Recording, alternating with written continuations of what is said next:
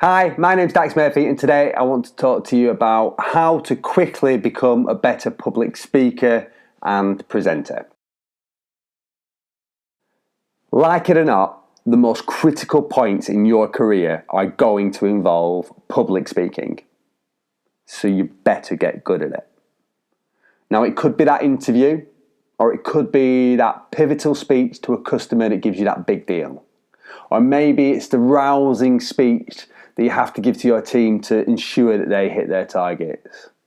Or it might even be that first presentation to the board. But the fact is, some of the most important moments in your career will depend on your ability to present and to speak well. I have spoken at over 500 events in my life, from audiences from just one person to up to 2,500 people, delivering to a diverse range of people, school children, managing directors, and all the different levels in between. And I just wanted to share with you some simple tactics that will help you make your presentations better. Number one, perfect preparation. One of the biggest mistakes people make is failing to prepare. This can be due to a number of reasons. It could be fear, it could be overconfidence, it might be that you're just focusing on one element. So, for example, maybe spending hours laboring over that beautiful PowerPoint presentation while completely neglecting how you're going to deliver it. None of the reasons you give yourself for not preparing are valid though. Public speaking is important. They are defining moments. Never, ever leave it to chance. My advice, prepare so much you feel bored of it because you know it so well. There is so much that can be discussed with preparation, but at the top line, make sure that you have considered these 4 cornerstones before delivering any presentation. So the first cornerstone will be your purpose. So have you clearly explained why this presentation is needed? Second cornerstone, the audience. Have you considered who will be watching? What are their needs? What are their perspectives? The content, what are you going to say? Have you got all of your key points included in a fluid manner? And then the final cornerstone is delivery. How are you going to say it? Have you ensured your delivery showcases the best of you? The second idea is to be a storyteller. Most presentations are trying to teach or sell something to an audience. So as a presenter, you are attempting to provide an environment where your audience learns something new or sees something in a new way. If you want people to learn, you have to know how people learn. And contrary to popular belief, it's not about people figuring stuff out.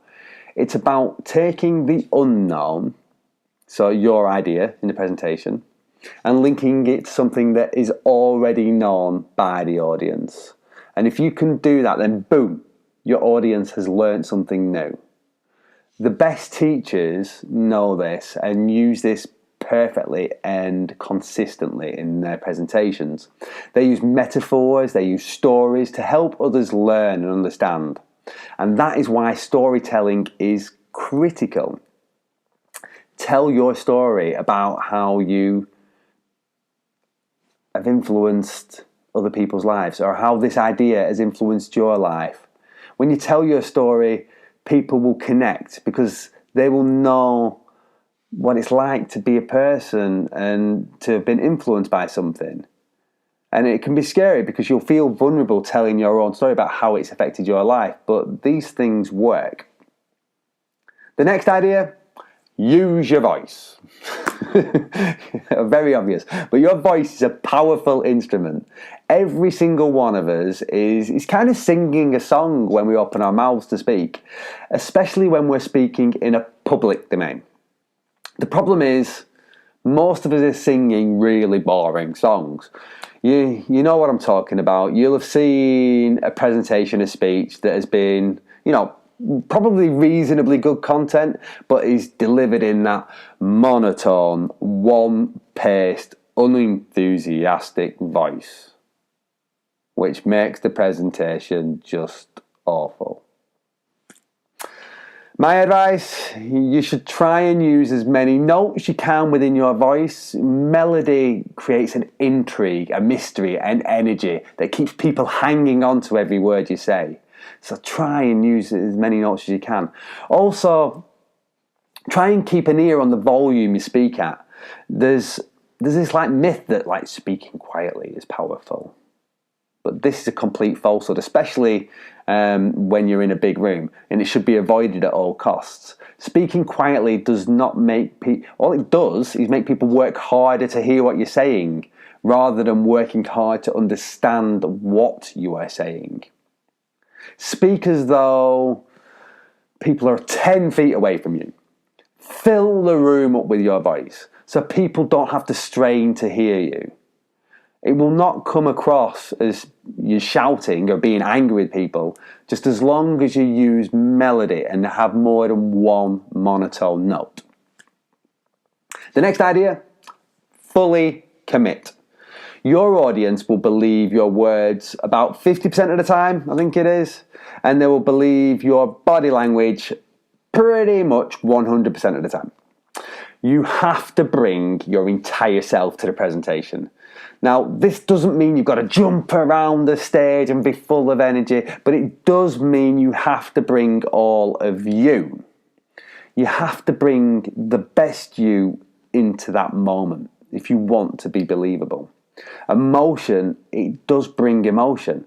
The best speeches win the hearts and the minds of those that hear them. Your physical motion will create the emotion. So you have to bring your best self. The next idea is about powerful self-talk. So most of us naturally get a little nervous before speaking. And what we tell ourselves in those moments can really impact how the audience perceives us. So the most common thing that people say when people are nervous is that they should calm down. This is the wrong thing to do. Please don't do it. Your body in that moment of being nervous is pumping with chemicals to get you ready for action. And what you're trying to do when you say calm down is you're trying to press the off switch. And it just doesn't work. It will just make your presentation work. You're trying to stop the things that your body are trying to do. Instead, when your body is revving up for action, when you're full of that adrenaline and nerves, you should press the on switch as much as you can do. So tell yourself, let's go for this, or I'm ready. And that will improve your delivery. And this is scientifically proven.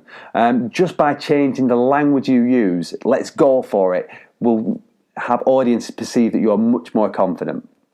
It isn't positive thinking, it isn't mumbo jumbo. Like I said, we've had test after test that has shown that an audience will perceive a speaker differently, more confident, more articulate,